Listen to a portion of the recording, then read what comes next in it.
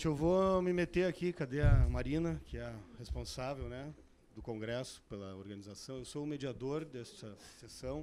Meu nome é Júlio Celso Vargas, eu sou aqui do Rio Grande do Sul, da Universidade Federal, etc, etc. Para quem me conhece, para quem não conhece, não importa. O legal é que nós temos hoje aqui dois convidados muito interessantes, muito, digamos assim, valiosos para essa discussão.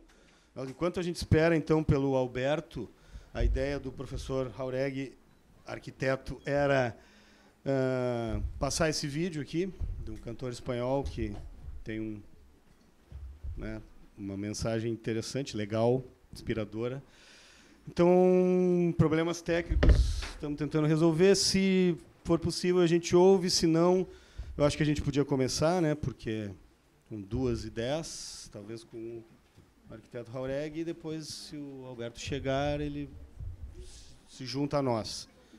Tá? Então, eu vou agradecer novamente a presença de vocês todos aqui. É bom de ver essa mistura de estudantes, profissionais, acadêmicos, técnicos.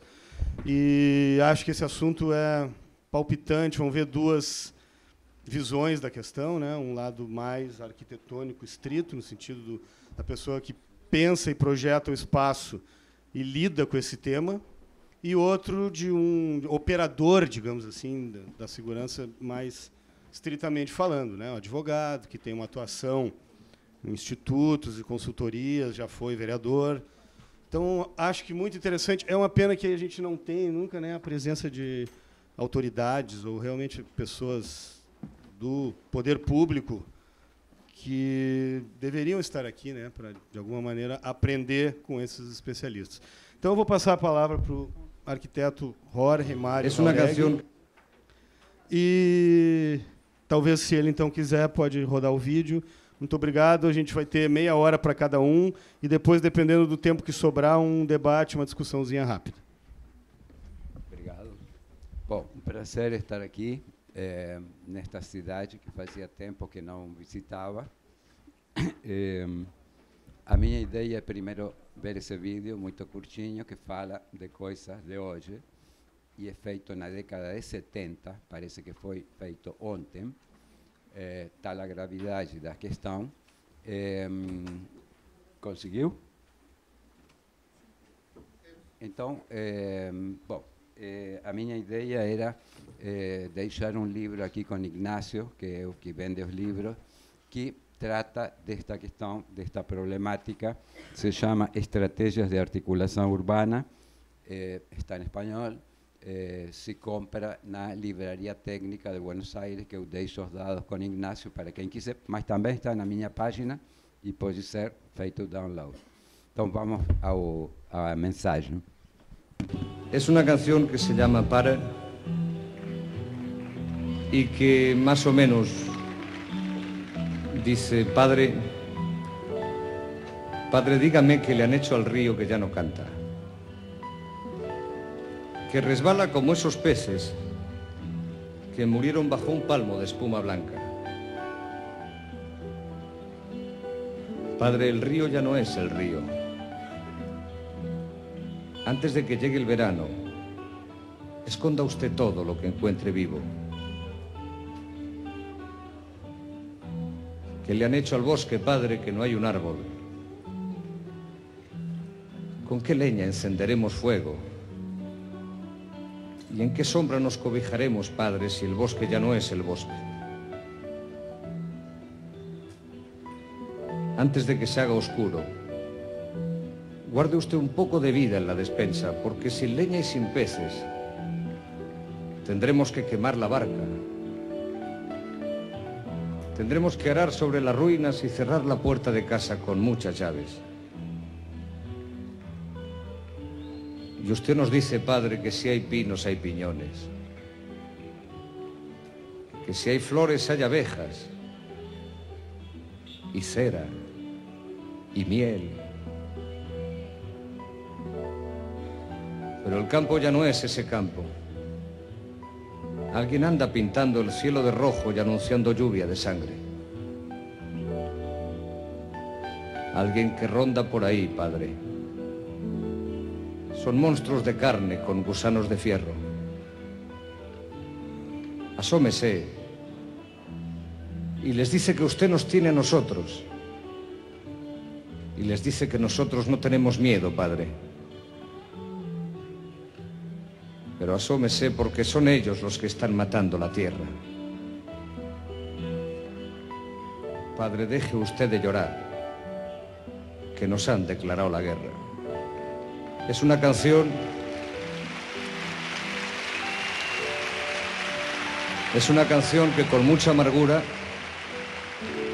y un tanto también de vergüenza yo quiero dedicar a esos canallas que queman nuestros bosques, ensucian nuestras aguas, envenenan nuestros alimentos y se enriquecen con las miserias ajenas.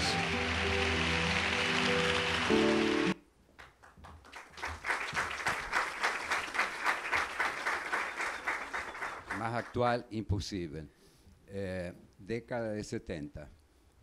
Joan Manuel Serrat, ¿se escucha?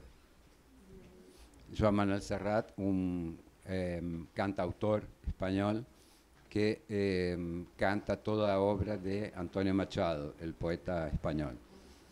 Entonces, con ese pésimo panorama en el cual a gente está, de cualquier forma, este congresso e todo congresso é uma celebração, é uma festa, é a festa do pensamento. E, junto com isso, então, vamos fazer algumas reflexões. Vamos ao primeiro. Meu controle.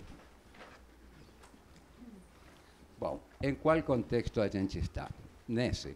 Ou seja, temos duas forças. O neoliberalismo, que implica isso que está aí. Como é a luz? Aqui.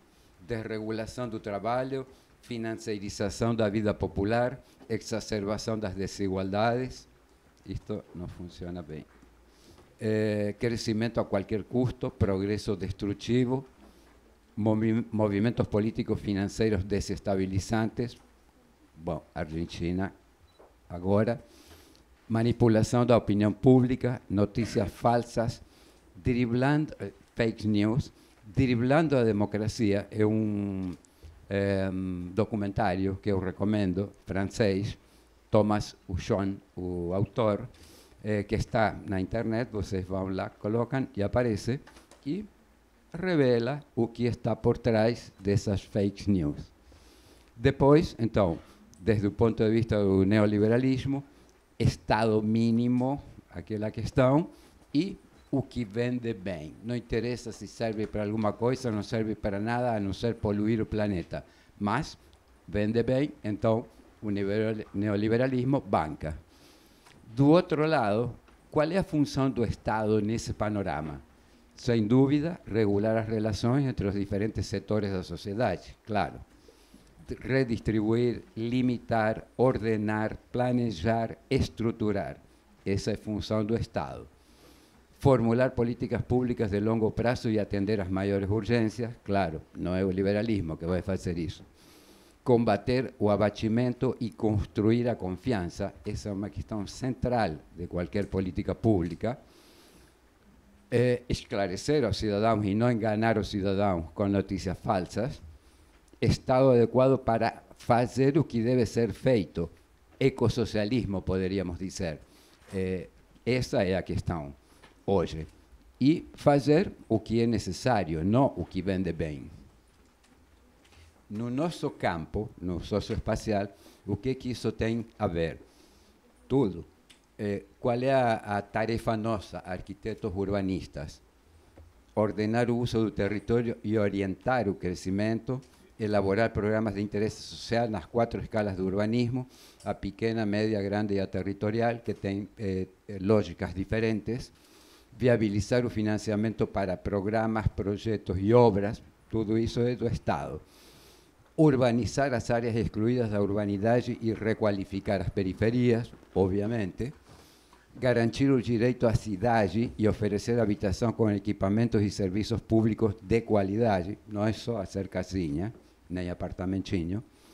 Mediar a intervenção do poder público por condições de acessibilidade para todos, como a busca do lucro da iniciativa privada. Essa é uma mediação que o Estado tem que fazer, e promover dinâmicas para gerar riqueza comunitária. Esse é um conceito que nos interessa muito, articuladas ao urbanismo, claro. O que implica articular nesse urbanismo social integrado? Primeiro, as questões éticas, estéticas e políticas. Podemos depois no debate definir qual é cada uma dessas. Que implica articular o físico, que é urbanístico, infraestrutural, ambiental, o social, econômico, cultural, existencial, ou seja, quanto custa viver em determinadas circunstâncias negativas, o ecológico, que claro, implica primeiro ecologia ambiental, depois ecologia social e depois ecologia existencial. E as questões de segurança cidadã, que é o tema que temos que tratar hoje. Como o urbanismo pode melhorar as condições de segurança mediante a articulação das vias de circulação, iluminação pública, acessibilidade, tratamento de calçadas e espaços residuais, etc. Através do desenho de espaços públicos seguros e edificações amigáveis com o pedestre. Coisa bem difícil isto. Resolver o problema das ocupações informais de edifícios e do espaço público, ordenar. Polícia de proximidade, amigável com o morador, não invadir a favela, claro. E construir a confiança, ou seja, o poder público, desde a segurança, tem que contribuir para construir a confiança. Promovendo o quê? Integração urbana, que implica bairros e favelas conectados e seguros, integração habitacional, agrupamentos com o DNA do urbano, não é qualquer agrupamento habitacional que nos interessa, integração econômica, ou seja, oportunidades de inserção laboral, políticas para a geração de trabalho e renda, e integração social, ou seja, através da terapêutica política, que implica convivência das diferenças, isso que hoje está bem difícil. Nós, arquitetos, não construímos conceitos, usamos conceitos que vêm de outros campos, por exemplo, da filosofia. Então, Walter Benjamin diz que uma cidade não chega pelos olhos e pelos pés, tem que caminhar os lugares. Mas eu agregaria, e pelas orelhas, tem que ouvir o relato das pessoas que moram nos lugares, que nos revelam coisas que não se veem a simples vista. E depois de muitos anos de eu trabalhar com isto, para mim, urbanizar favelas implica, partindo da leitura da estrutura do lugar e da escuta, que em sentido psicanalítico, das demandas, estruturar a ordem complexa que as caracteriza. Isso é urbanizar favelas. Então, falando que a gente não constrói conceitos, a filosofia nos oferece conceitos.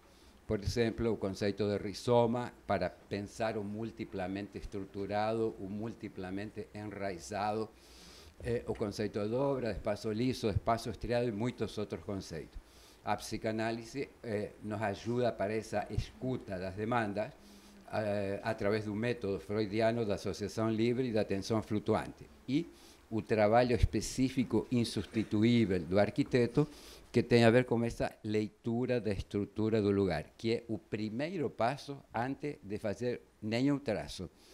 Entender a lógica dos lugares, para depois reconfigurar as centralidades existentes nos lugares, sempre existem, e introduzir outras novas que vão reconfigurar todo o lugar. Isso se chama esquema urbano ou partido urbanístico.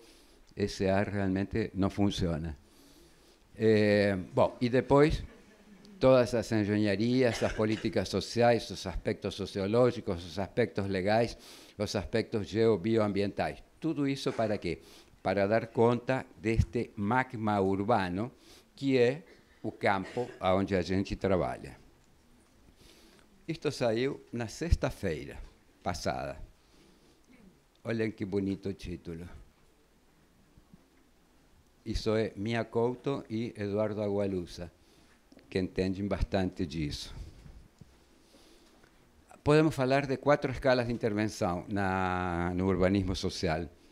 a pequena, média, grande, lidando com desenho urbano e com curto e médio prazo, 4 a 8 anos, 1 a 2 mandatos de governo, e depois a escala territorial, que já não trata com número de famílias, sino miles de habitantes, fragmentos urbanos, que se mede em hectares e em miles de habitantes considerados. Além do desenho urbano, precisamos do planejamento estratégico para trabalhar no longo prazo, 15 a 20 anos, formulando vários cenários possíveis para que possam ser continuados por diferentes partidos políticos.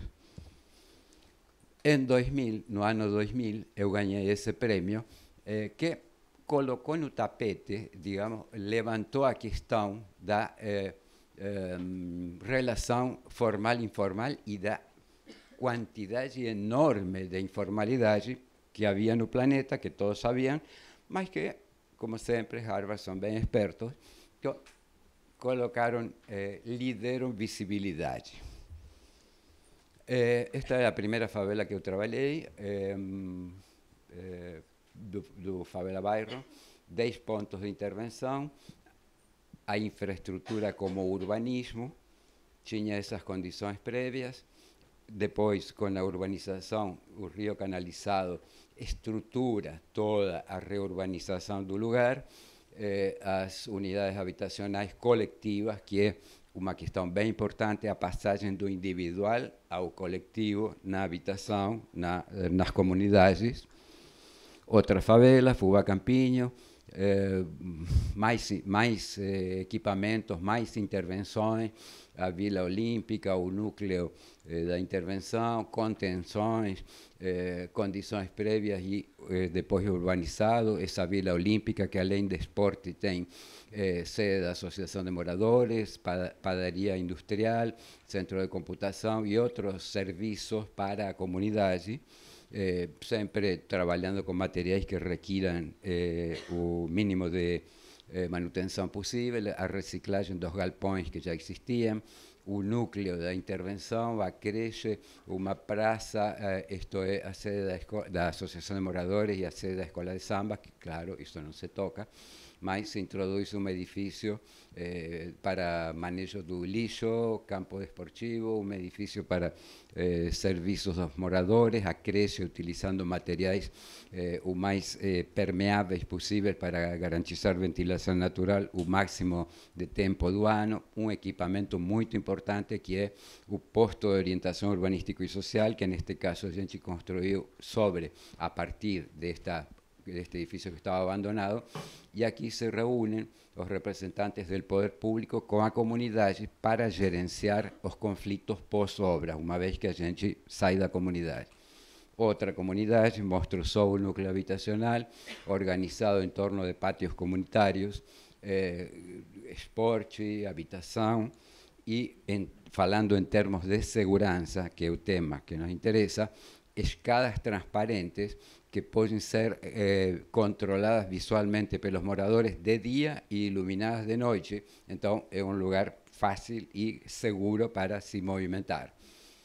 Sempre eu falei que os projetos partem do esquema de leitura da estrutura do lugar. Este é o esquema de leitura do alemão, bem complexo, 13 favelas, não é por acaso que se chama complexo, 13 favelas que formam esse complexo.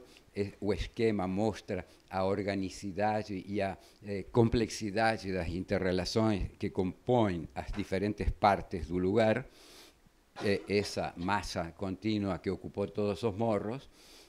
Primeiro foi feito esse plano de desenvolvimento contratado pela prefeitura para 20 anos, e desse, bom, aí está a favela de um lado, a favela aí, e um parque que a gente propôs em cima, que numa pedreira abandonada que havia, a reconfiguração das unidades de planejamento urbano, a novidade de ter introduzido pela primeira vez aqui no país o teleférico, que tem 3,5 km desde a estação que conecta com o trem, essa linha lá, e 5 estações com diferentes funções que vão conectando, que vão facilitando a mobilidade no complexo.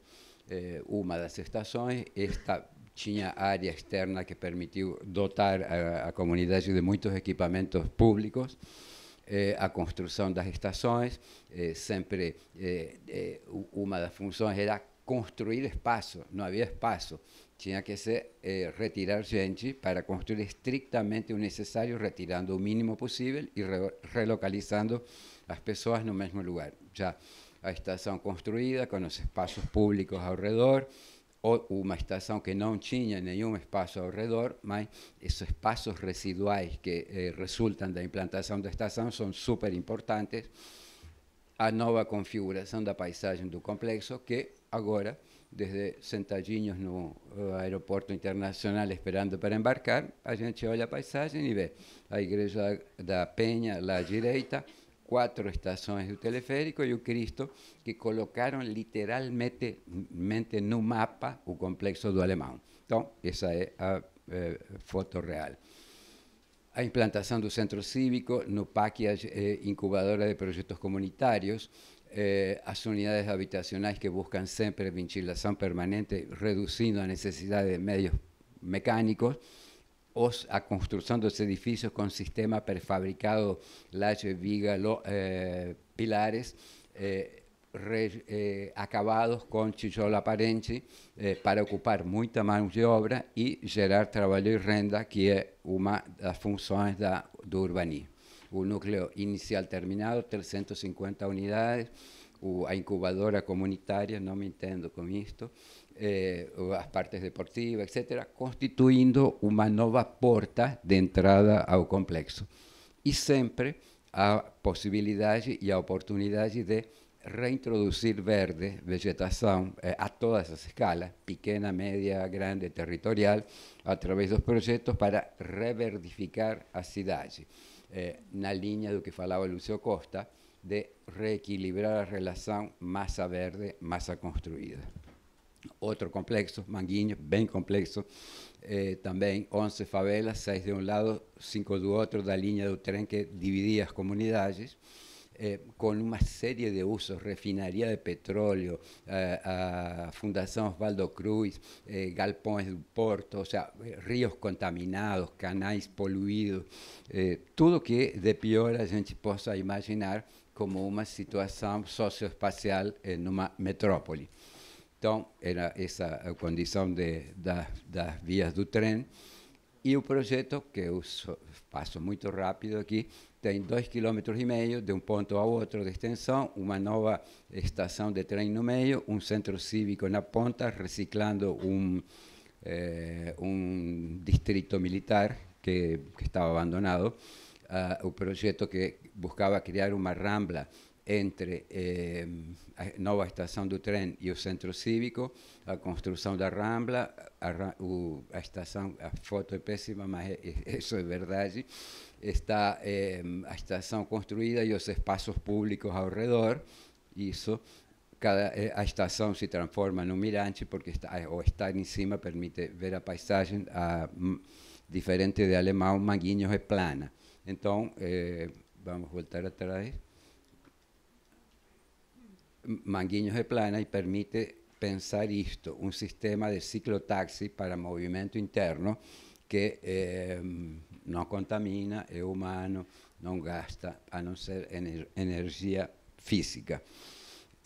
Aqui está o centro cívico, com os edifícios reciclados militares, os galpões e o comando, que se transformou em escola, se agregaram equipamentos para ginástica, uma unidade de emergência e um núcleo habitacional, tudo isso ao redor das árvores que os militares deixaram, os milicos, para poder, digamos, aproveitar a única coisa boa que eles deixam, que é pouca. Esses eram os galpões antes, os galpões reciclados. Então, aqui está a biblioteca pública, o centro de referência da juventude e as unidades habitacionais, criando estes atrativos para aproximar os meninos da biblioteca, que tem uma ambiência interna muito importante, é um lugar de convivência, não só de aprendizado, sino de social, de convivência social, os espaços. Este é o sistema prefabricado que se usou para garantir prazo e custos. as árvores como leitmotiv do projeto. Este é um projeto que está em construção em Santo Domingo, que também tem um rio aqui, Rio Zama, que inunda boa parte da favela com os furacões. Está constituída por duas partes, a direita e a esquerda, 45.000 habitantes. Isso tem a característica de ter essa borda sobre o rio muito frágil ambientalmente. Esse é o projeto de intervenção que coloca equipamentos públicos, escolas, liceos, estancias infantis, creches, espaços multiuso e todo uma reprogramação do sistema viário, e se cria também um novo veículo especial e uma via para um transporte público para levar as pessoas aqui, que está o metrô e o teleférico. Esse é o Parque Linear, que quando se retira as pessoas tem todos esses programas: esporte, cultura, educação infantil, lazer, comércio e mobilidade. Esse é o projeto, já a imagem final do projeto, trabalhando uma área de Porto dos Pescadores, que era para gerar trabalho e renda, mas que estava maltratada, a estância infantil, os edifícios amistosos com os usuários, e finalmente a Rocinha, que é aquele paredão lá desde São Conrado, uma super vital favela. A favela não é só um lugar de dormir, é um lugar, sobretudo, de produção. Na favela se produzem coisas para a cidade. Então, os espaços públicos, os espaços de convivência, esta pracinha, desde a qual os pais, desde as varandas, podem vigiar seus filhos enquanto brincam. E esta é a Praça São Salvador, no Rio de Janeiro. Isto aqui me interessou por isto. Era um evento, Música pela Democracia. É uma praça que funciona 24/7, ou seja, está sempre cheia de gente, nem sempre dançando, a vezes manifestações políticas de protesto, é também um lugar de protesto. E, finalmente, isto aqui. Isso é um texto que eu estou preparando para o Congresso da UIA do ano que vem, que vão poder ver em vários lugares, na internet, entre outros. Então, estou à disposição para debater, para conversar. Obrigado.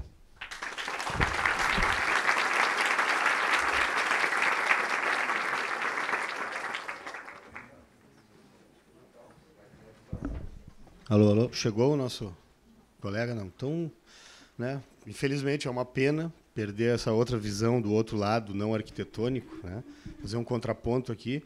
Mas, de qualquer maneira, estamos aí, né? O Jáuregui é um arquiteto experiente, com essa visão, né, eu diria assim, profunda, aguda, né, que a gente, muitas vezes, aqui no Brasil, comparando com os nossos países vizinhos aqui do Prata, a gente tem uma dicotomia, uma separação muito grande. O arquiteto de projeto, quem tem escritório, quem vive da projetação, dificilmente consegue refletir, pensar, aprofundar, estudar e ampliar no sentido intelectual, filosófico, cultural a sua formação. E, do outro lado, quem está dentro da academia, pensando, estudando, aprofundando, não projeta.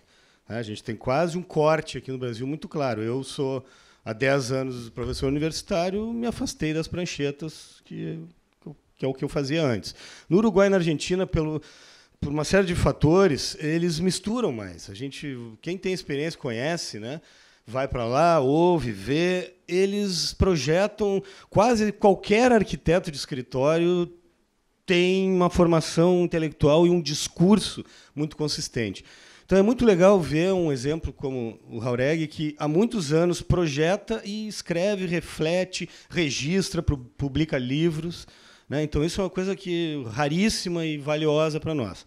Então, assim, eu vou abrir para as perguntas, tá? E, como sempre, né, como também de manhã na nossa sessão da mobilidade, eu acho que cabe ao moderador, pelo menos, abrir o debate, fazendo a tal da provocação. Eu não vou provocar o o Jauregui, porque estamos juntos do mesmo lado, não tenho nenhum, digamos assim, contraponto ou nada para tensionar o discurso dele. Só queria, então... Me provoco sozinho. Tá, isso, ele se autoprovoca. Então, eu vou só fazer a minha reflexão, que é uma espécie de pergunta, e a gente pode abrir, vamos ver uma dinâmica aí tradicional, né? A gente pega 5 perguntas, o pessoal diz o nome, da onde é e tal, e aí a gente responde em blocos, assim, ele, né, para fazer funcionar. Temos bastante tempo, então acho que funciona. Eu só queria dizer uma coisa, gente. Hoje tem um discurso grande acontecendo aí no aspecto educacional, acadêmico, universitário, tá vendo? Tem muitos estudantes aqui, que é o conceito de descolonização. Descolonização do pensamento, da cultura, das iniciativas. Hoje de manhã, a Gisela Mendes, arquiteta mexicana, que veio falar sobre mobilidade, endereçou exatamente isso. Quer dizer, quando que a gente para de olhar para os modelos Copenhague, Amsterdã, e começa a discutir, tratar a mobilidade, obviamente à luz de paradigmas avançados, mas de baixo para cima, com a nossa realidade, com a nossa sociedade, com as nossas idiosincrasias e tal. Então, com esse conceito em mente, com essa ideia de que talvez seja interessante para a gente se afastar um pouco do padrão convencional, do mainstream do pensamento arquitetônico e tal, e trazendo para a questão da segurança, da relação do projeto do espaço com a segurança, né, que é central. A gente tem lá, então, todo mundo fala dos olhos da rua, da Jane Jacobs, da cidade, da vitabilidade, da caminhabilidade, barará. Mas como é que isso funciona realmente lá nas periferias, lá no interior, lá na cidade pequena, na Amazônia, na fronteira com a Argentina, o Uruguai? Como que a gente pode pensar esse problema da segurança, do medo, da sensação de insegurança, às vezes maior até do que a verdadeira insegurança, que é muito um pensamento convencional, meio mainstream, de classe média, né? A coisa de ter medo de sair na rua, ter medo de caminhar, ter medo de passar por determinado lugar, ela é circunscrita a um determinado extrato mental, né? Eu tenho medo porque aquilo lá é diferente de mim, né? A gente sempre teme, em geral, o que é diferente. Então, a minha reflexão não provocativa é essa: tentar pensar afastado um pouco desses preconceitos de que a cidade é suja, feia e malvada e eu vou morar no condomínio lá fora que é cercado e lá eu estou seguro. Eu tenho portão, tenho grade, tenho controle, tenho eclusa. Daqui a pouco vai ter fosso com jacaré nos edifícios aqui. Então, essa tendência ela é negativa. A gente está indo no sentido quase que da fragmentação da cidade em cidadelas, cada um por si, dentro do seu condomínio, e contra todos que estão lá fora, né? A questão do muro como um provedor de segurança para dentro e um gerador de insegurança para fora é meio chavão. Qualquer estudante de arquitetura sabe. Fizer uma rua com um muro de condomínio dos dois lados, né? Salve-se quem puder ali naquele lugar. A Gisela endereçou uma coisa muito interessante de manhã, a questão de gênero. A diferença, o que pensa uma mulher na hora de sair à rua sozinha para caminhar, para pedalar, e o que pensa um homem, né?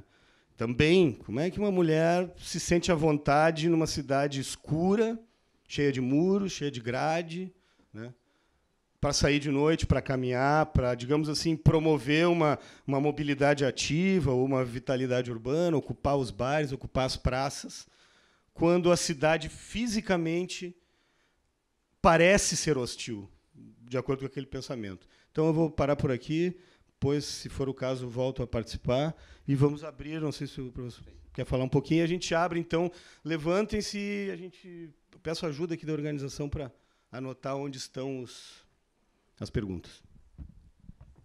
Entrando, em particular, no tema da segurança,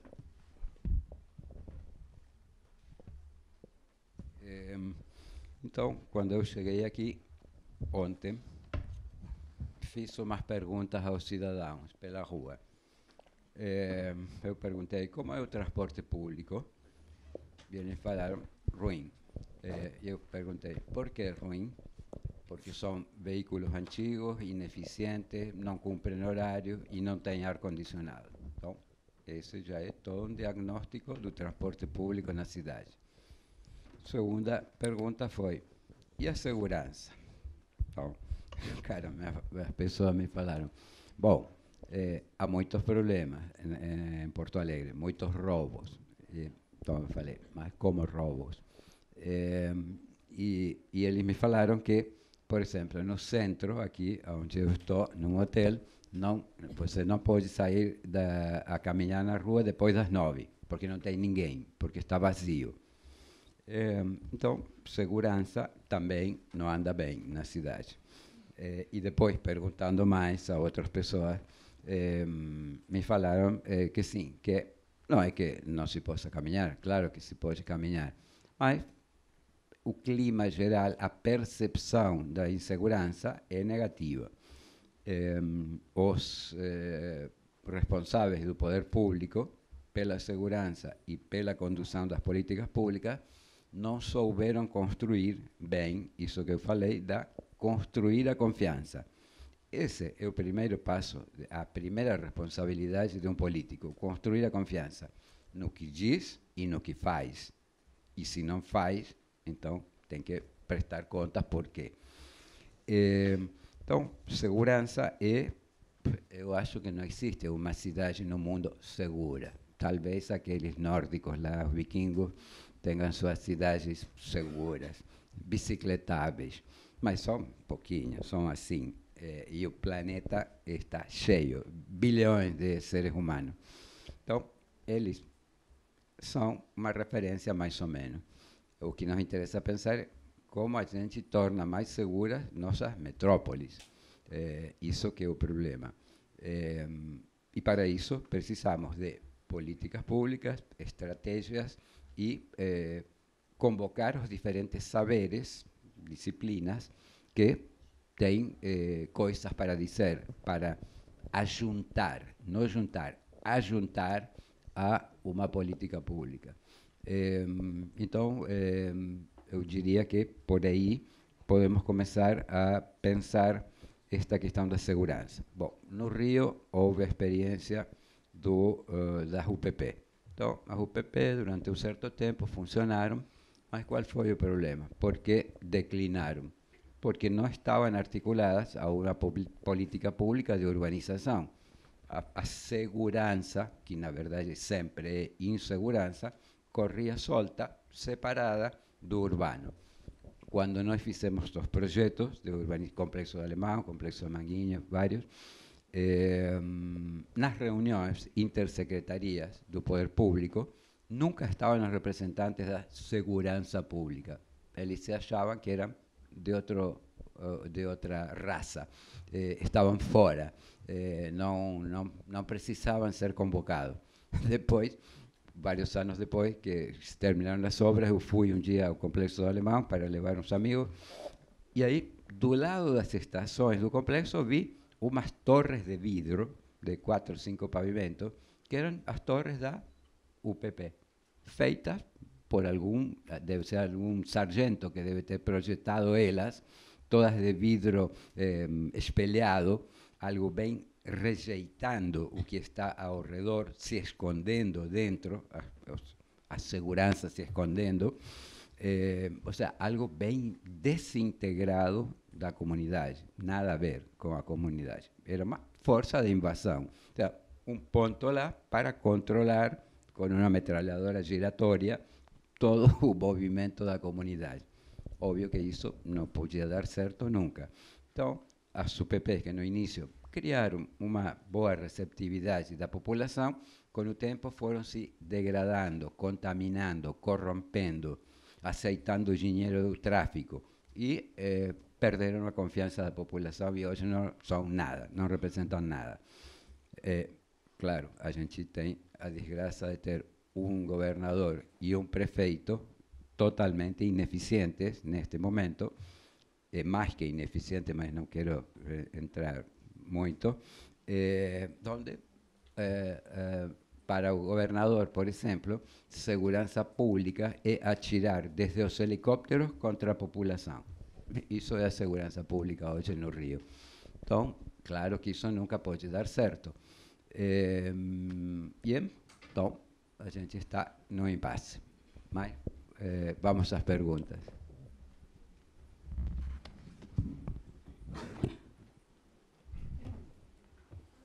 Não tem microfone sem fio, né, para chegar lá. Então vamos pedir o seguinte: levante-se, por favor, diga o seu nome e faça a pergunta.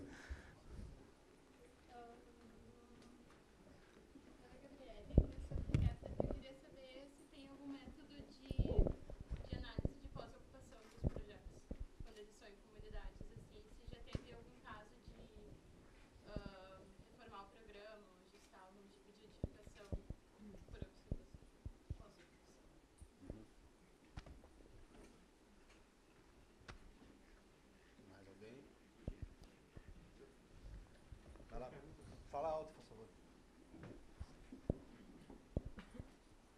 Boa tarde, sou o Yuri Nobre, Fortaleza. Me dizer primeiro para o Aurélio que eu sou admirador do seu trabalho. Tenho escrito seus artigos desde a minha época de trabalho de graduação, formado em 2011. E o seu trabalho me levou a me interessar muito sobre urbanismo e segurança pública.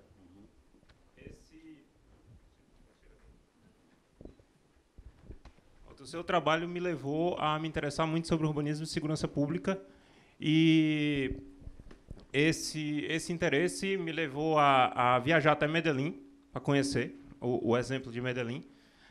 Conheci Medellín, pesquisei, conversei com gestores públicos, isso se transformou em artigos, se transformou até em palestra, que eu já dei alguns cantos sobre esse meu estudo. E eu queria saber do Jauregui sobre essa coisa da interdisciplinaridade. Foi uma das coisas que eu aprendi em Medellín, uma coisa que eles mais me falaram, sobre como foi importante unir as várias áreas do conhecimento.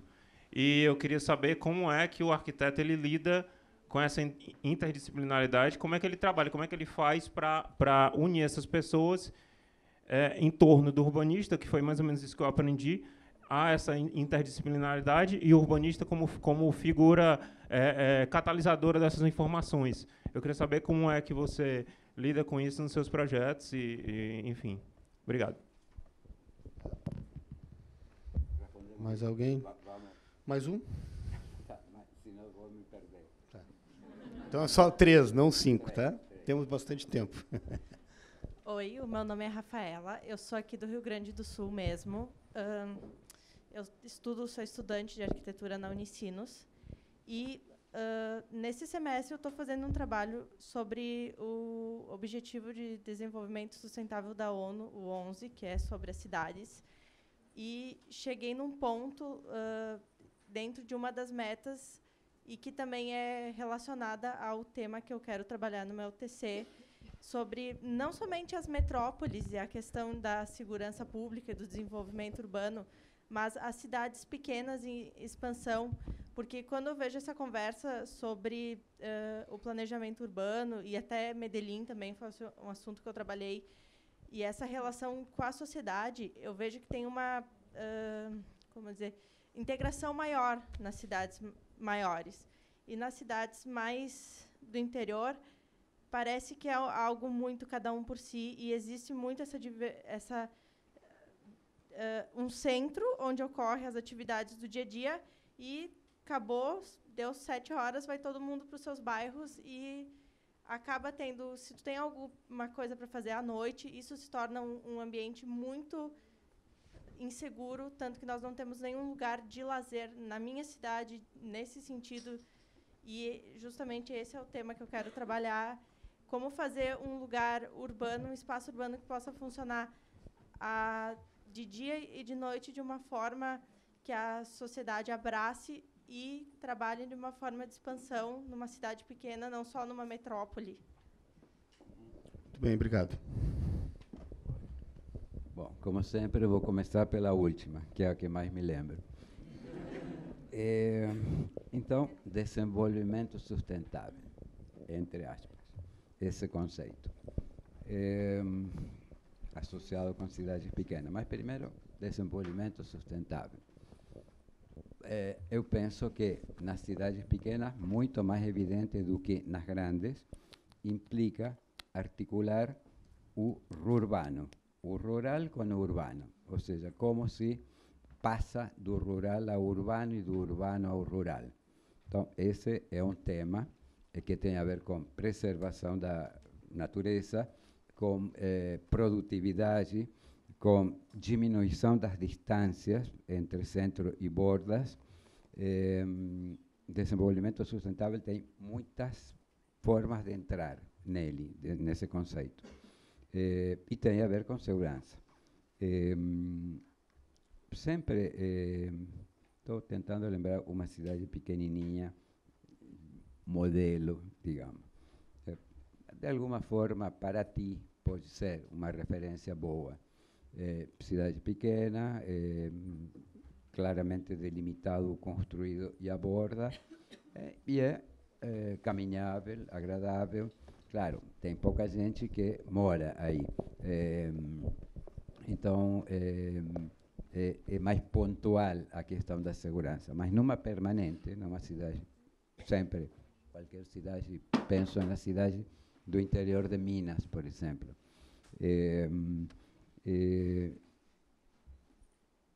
Sempre para poder articular o que está desarticulado, o formal com o informal, por exemplo, a gente precisa de liderança. Lideranças ou políticas ou comunitárias. Não necessariamente o político tem que ser o líder, pode ser outro, pode ser alguém da sociedade o líder, que levante as questões, que seja capaz de marcar um rumo, um caminho, uma linha de ação. Cidades seguras são as cidades ocupadas o tempo todo, usadas o tempo todo. Qual é o espaço público mais seguro? O que está sempre ocupado. Esse é seguro. À medida que os usos se esvaziam, e isso tem a ver com a monofuncionalidade, por exemplo, bairros só residenciais. São, além de serem uma chatice, são inseguros. E não adianta cercar com muros. Os muros, as pessoas pulam, ou fazem buracos, em última instância. Então, a insegurança é uma questão, primeiro, mental. Por isso, eu falava lá de ecologia mental, que vão e dêem uma olhada o que fala deles sobre ecologia mental, ecologia social e ecologia existencial. Se a gente não descontamina os preconceitos para pensar, não pensa nada, só repete o que já está aí, que é sempre algo para ser transformado. O que está aí está sempre em devir, está sempre vindo a ser alguma coisa. A gente pode ir na direção de alguma coisa desejável ou alguma coisa indesejável, se não temos controle, se não temos pensamento, se não temos ação pública, social, da sociedade sobre isso. Então, as cidades pequenas, acho que são sempre uma alternativa para o crescimento da população no planeta. Teria que ser mais bem distribuído, pequeno, médio, grande, megalópole. É difícil, sim, é difícil controlar. Controlar-lo humano é difícil. Freud, em um texto de 1930, O Mal-Estar na Cultura, diz o seguinte. Ele diz, houve progresso científico. Isso em 1930. Progresso científico e tecnológico. De 1930 até hoje, houve mais ainda. Mas não houve progresso humano. Portanto, ainda estamos, como Freud pensou em 1930, antes da Segunda Guerra, neste pacto entre a barbárie e o progresso. Essa é a situação atual. O pacto entre a barbárie e o progresso. Mais claro, impossível. Ou seja, Estados Unidos, Israel, Brasil, agora, o que é isso? Então, essa questão precisa ser assumida pelo cidadão.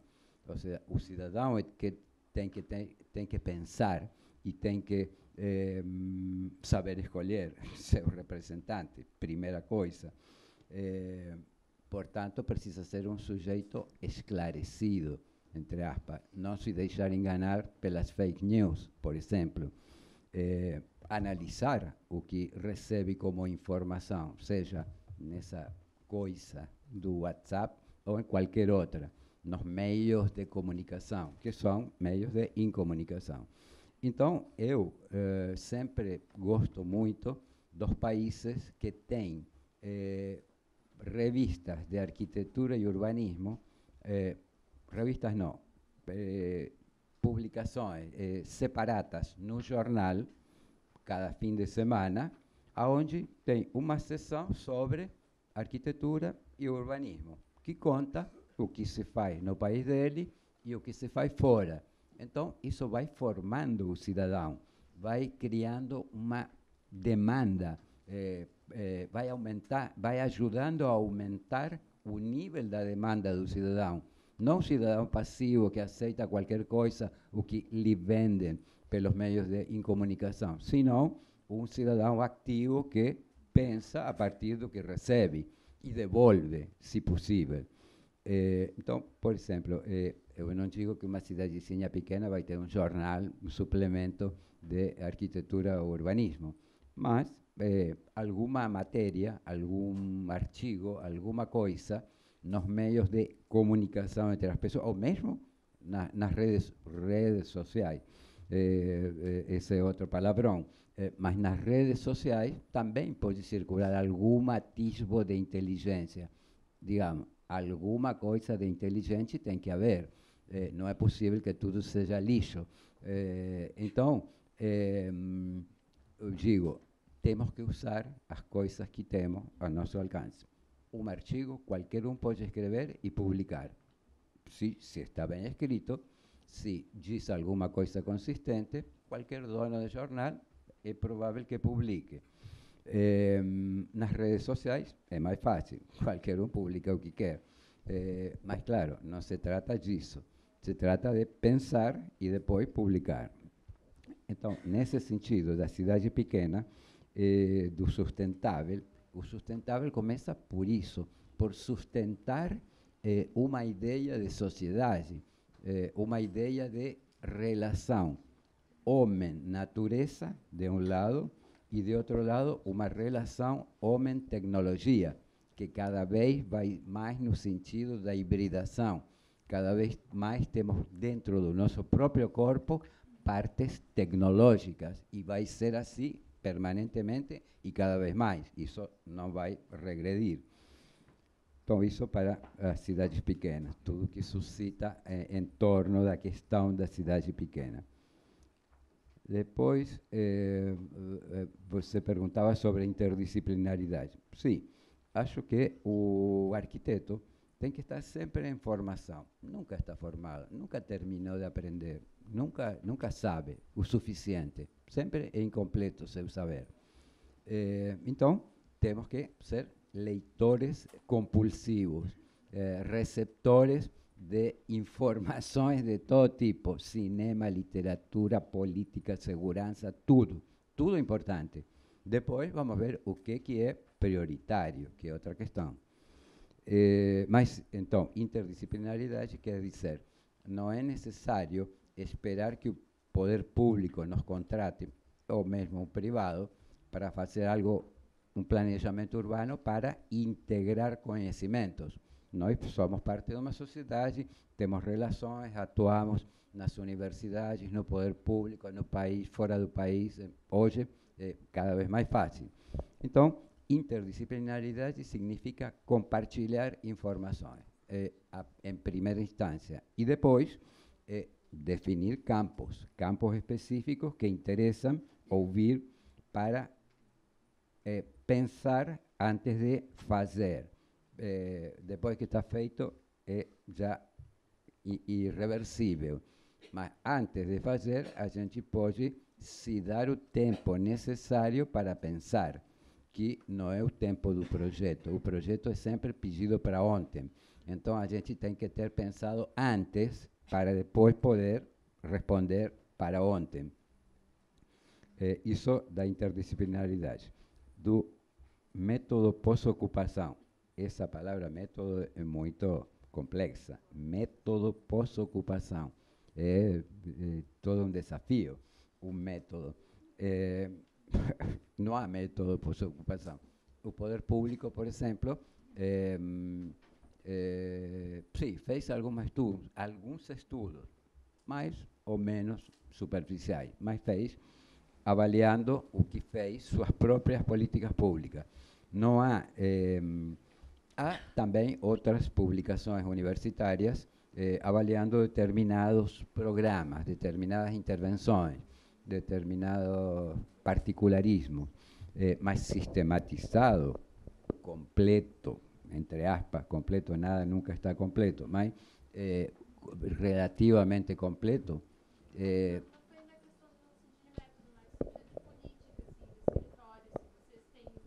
Sim.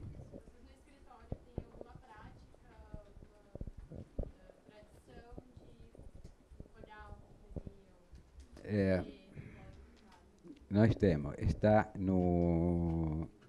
temos na escala de um escritório.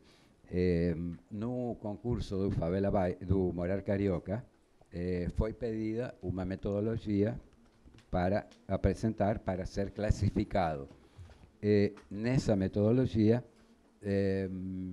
a gente incluiu uma avaliação do programa Favela Bairro e do PAC, que eram os dois programas que estavam construídos, feitos, antes do Morar Carioca. O Morar Carioca se pretendia como uma síntese de tudo que tinha sido feito antes como política pública, e foi um blefe. Ou seja, claramente, o Morar Carioca não é nada, é zero, é pré-Favela Bairro. Fizeram 3, 4 coisinhas merrecas, quando o prefeito, naquela época, falou: até 2020 vão estar todas as favelas do Rio urbanizadas. Não fizeram nada. Mas nessa metodologia que está, falo isso porque está publicada a um livrão desse tamanho, gigantesco, que tem a avaliação e tem os comentários do Favela Bairro e do PAC. Quem tiver interesse pode ir lá e acessar, e vai ter aí uma referência para pensar após isso, a posteriori. Hoje, isso foi 2015, 16, por aí. Hoje eu já agregaria várias outras coisas, mas o que está lá está bom. Vamos lá, então, segunda rodada. Daniele. Depois...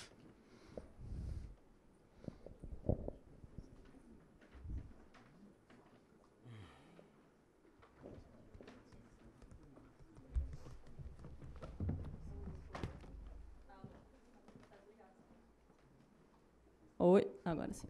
Tá. Bom, eu sou a Daniele, eu sou aqui de Porto Alegre, moro no Rio.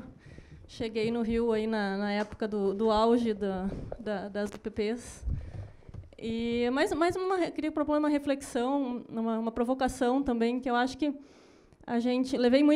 tive várias vezes no alemão, cheguei lá, levei muita gente no alemão, e hoje não dá mais para subir, sabe? Então, é uma coisa que me incomoda. Eu cheguei lá naquele auge e vi a transformação que o urbanismo e que a arquitetura conseguiram fazer ali.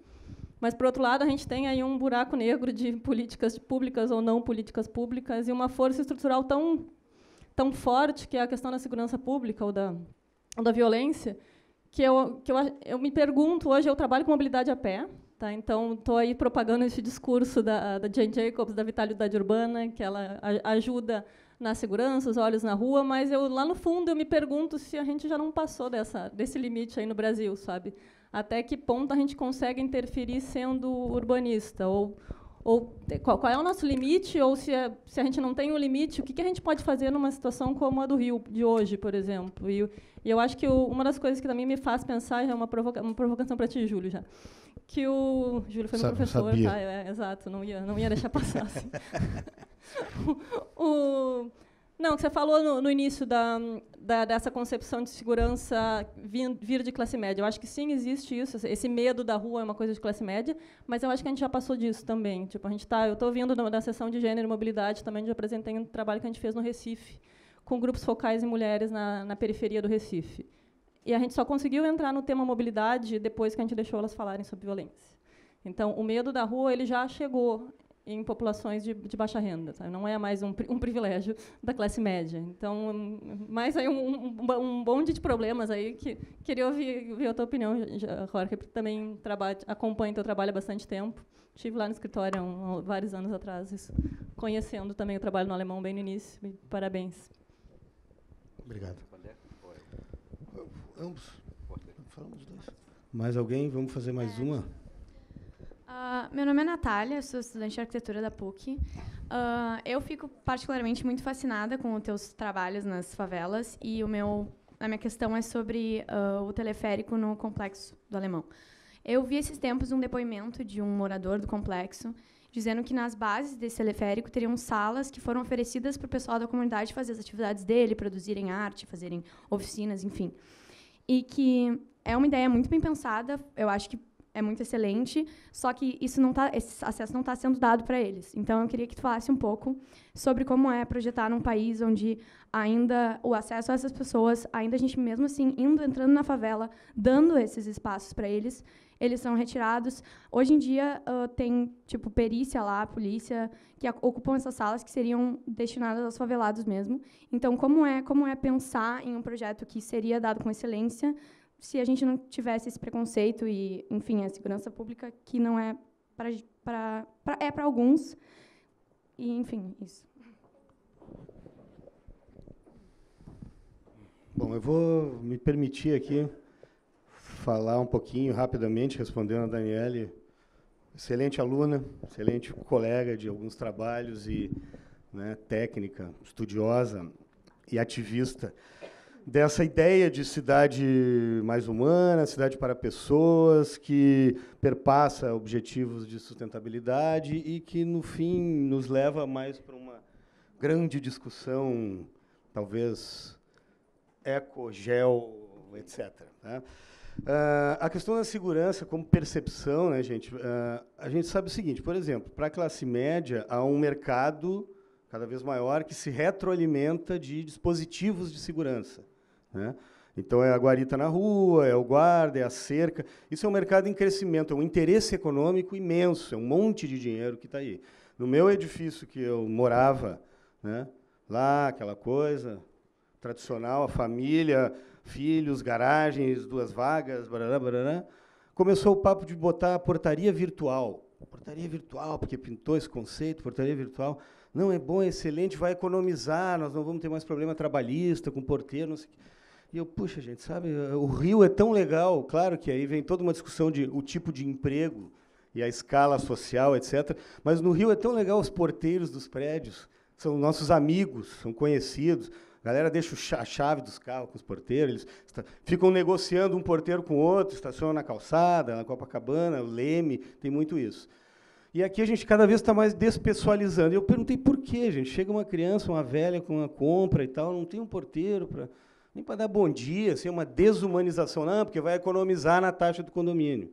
Agora, hoje, eu chego lá, falo com uma pessoa num call center, acho que é em São Paulo, e o condomínio é o mesmo, está igual a taxa do condomínio. Então, tem um fetichismo que a classe média engole, que compra coisas não necessárias, e que acelera, turbina essa tendência de se fechar, se recolher, se armar, o próximo passo está aí, né, e desagregar tudo.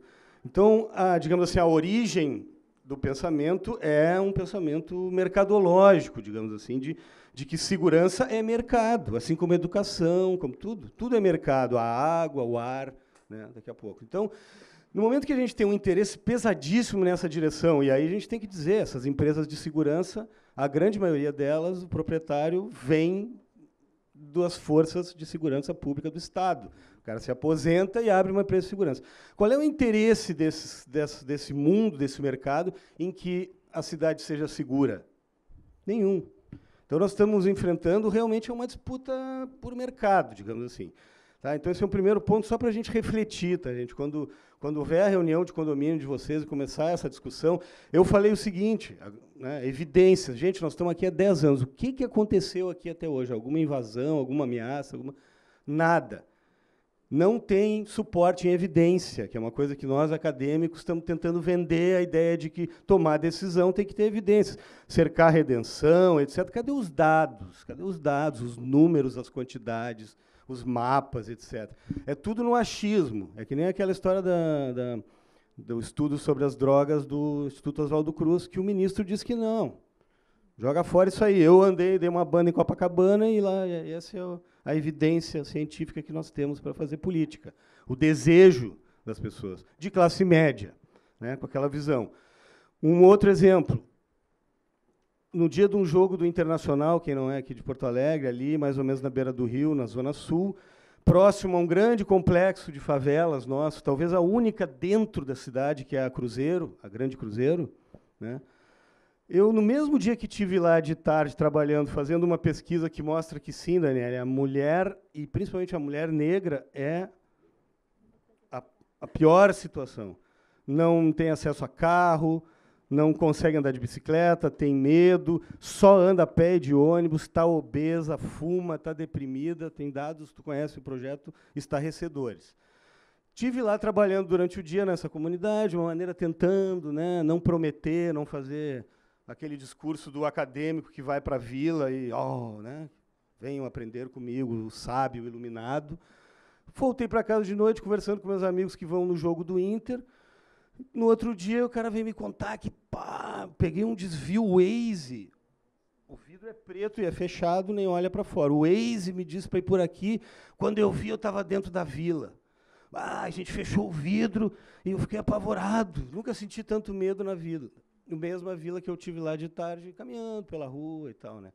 No mesmo projeto, a gente estudou as vilas e o bairro de classe média. Adivinha onde os entrevistadores tiveram seu celular roubado? No bairro de classe média, que é lá que tem mercado para o ladrão.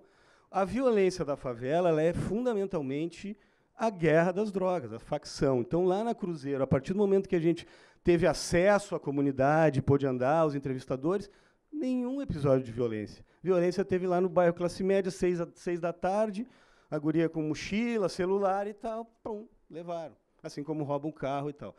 Então, sim, né, Daniela, mas é uma violência diferente, né? É uma violência colocada por um controle territorial, uma disputa. Tem setores bloqueados, as pessoas nos dizem que se eu moro aqui nessa parte da vila, eu não posso ir lá para outra, porque a outra é do bonde, não sei o quê, esse é os bala na cara, bala não sei aonde. Então, é esse tipo de violência diferente da nossa, né?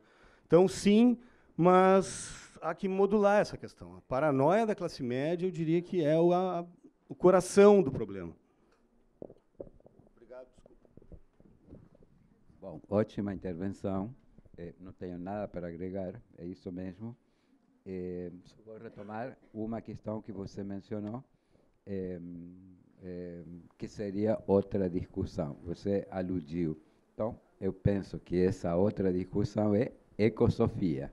Ou seja, é aí que a gente tem que pensar, que tem que a ver com ecossocialismo, que eu falava. Então, ecosofia implica união de filosofia com ecologia, que é um tema que temos que frequentar, que temos que entrar e pensar. Há bastante material sobre isso, é só buscar, que quem busca encontra.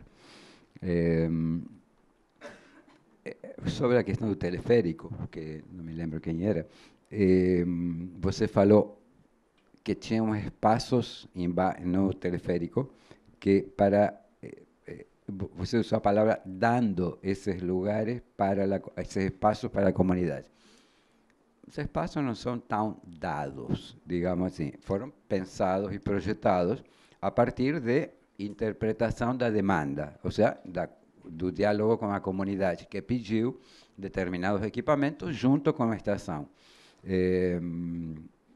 Foram feitos uma biblioteca numa, outra uma sala de dança, outra banco, não tinha banco no Complexo do Alemão, banco mesmo, banco de grana, e outros equipamentos.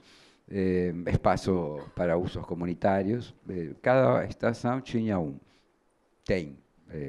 Não sei porque faz muito tempo que eu não vou lá.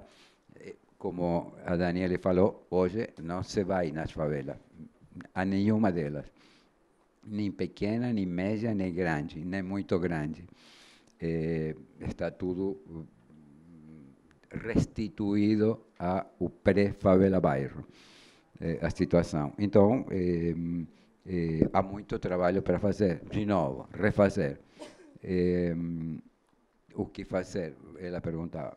Para mim, avaliar o que se fez sempre, repensar o que se fez sempre e pensar em repropor, em que base, a partir da experiência já acumulada, do know-how, do saber que acumulamos todos estes 20 anos trabalhando nessa área, o que seria desejável propor, repropor, quando as condições do país o permitirem.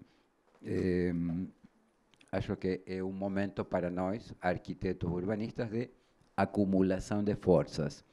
Em espanhol, há uma sentença que diz desencillar hasta que aclare, ou seja, tirar a sela do cavalo até que clareie de manhã. Estamos nessa. Mais alguém, gente? Temos 10 minutos, vamos aproveitar.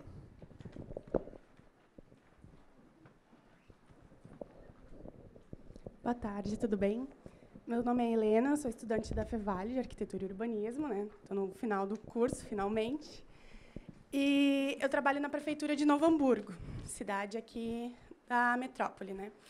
E eu estava falando com a chefe do gabinete, né, na parte de aprovação, secretária da secretária, né, do desenvolvimento urbano. E eu estava falando para ela, né, que a gente estava com um problema lá de uma situação de uma pessoa que tinha construído um muro que era muito mais alto do que era permitido no código e tal. E ela estava, tipo, não dando caso para isso, sabe? E daí eu expliquei para ela a situação do qual é o problema das cidades muradas, né? Que as pessoas não compreendem isso. Elas não têm... Eu, até antes de estudar urbanismo, a gente ficou até o 6º semestre sem estudar urbanismo, não entendia essa questão, né? E, então, a minha pergunta, na verdade, é assim, eu sempre pensei, depois de estudar a parte do urbanismo, que seria muito importante que tivesse isso nas escolas, que fosse algo que fosse introduzido desde criança para as pessoas entenderem como é que funciona a nossa cidade e por que as coisas são do jeito que são e como é que elas poderiam melhorar, né? Porque acho que falta o entendimento do leigo. Nós, acadêmicos, estudamos, vemos, lendo, né, entendemos o que acontece. Mas acho que falta realmente entendimento leigo e até não só das crianças, mas que nem no caso de uma secretária de gabinete, né? Então, se teria alguma coisa, que é uma coisa importante que envolve a questão da segurança, né? Se teria como ser introduzido, o que vocês pensam nesse assunto, assim? Posso falar um pouquinho?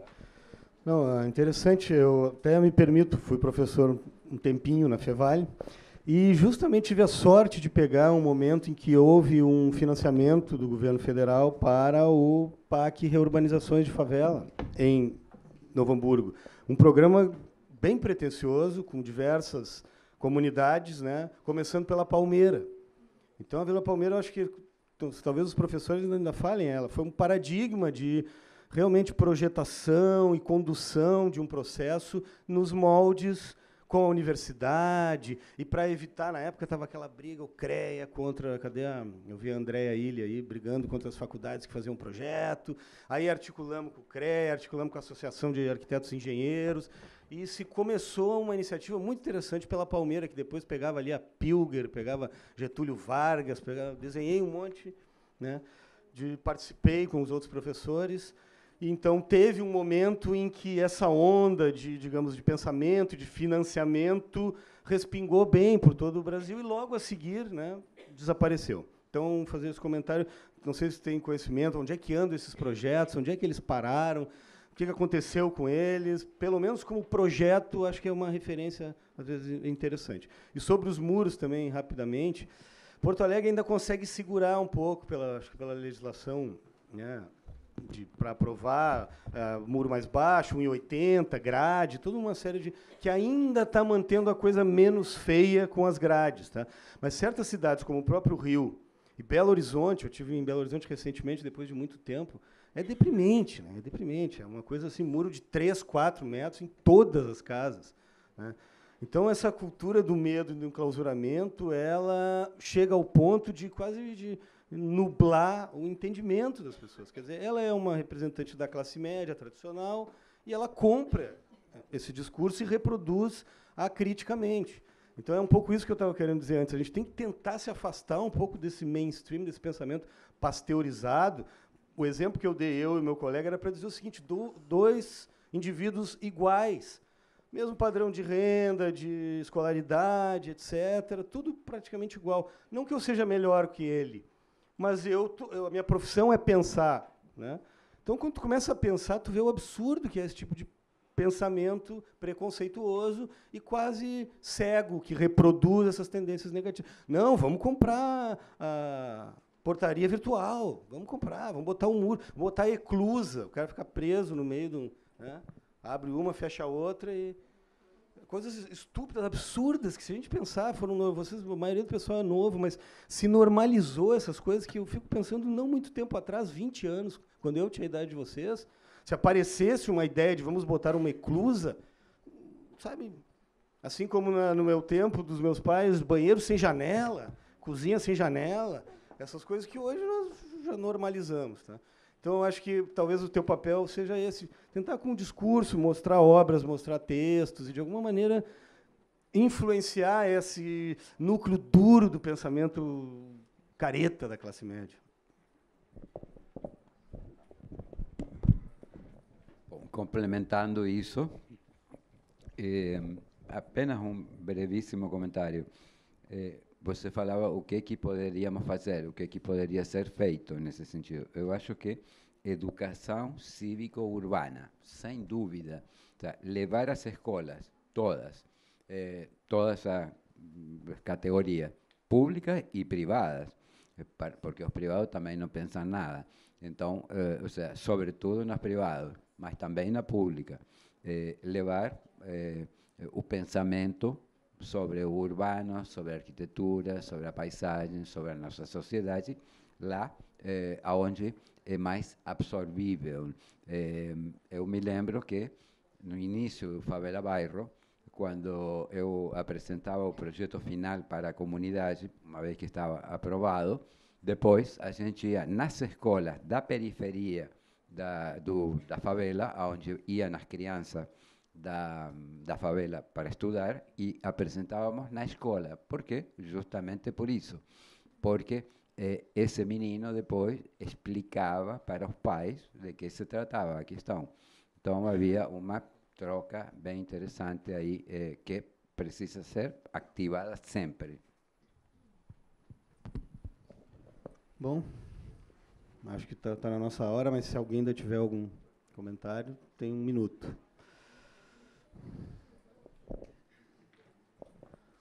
Não? Então eu vou fazer aqui o papel de mediador, mestre de cerimônias.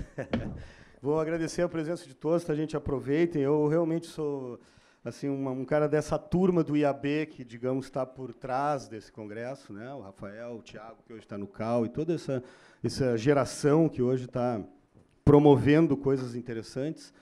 Então, eu fico muito satisfeito de ver que estamos aí resgatando uma tradição de ter o Congresso de Arquitetos sempre, com pessoas importantes, com temas relevantes. Né? Então, muito legal isso aqui, que bom que veio gente de muitos lugares, de longe.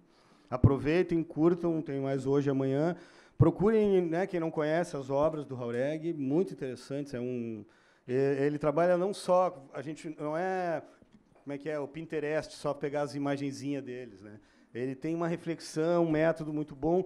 E eu diria o seguinte, na ausência do Alberto, quem tiver interesse, procura, vai ali dar um Google, deve ter, eu acho que sim, ele tem um instituto, Segurança Cidadã, uma coisa assim, deve ter uma coisa legal para agregar essa visão do advogado, do outro cientista que não urbanista, a essa discussão de segurança cidadã. Então, eu me despeço, muito obrigado, e vou passar a palavra para ele encerrar.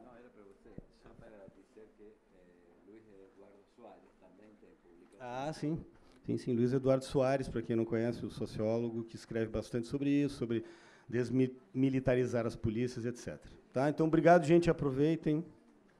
Tchau, tchau.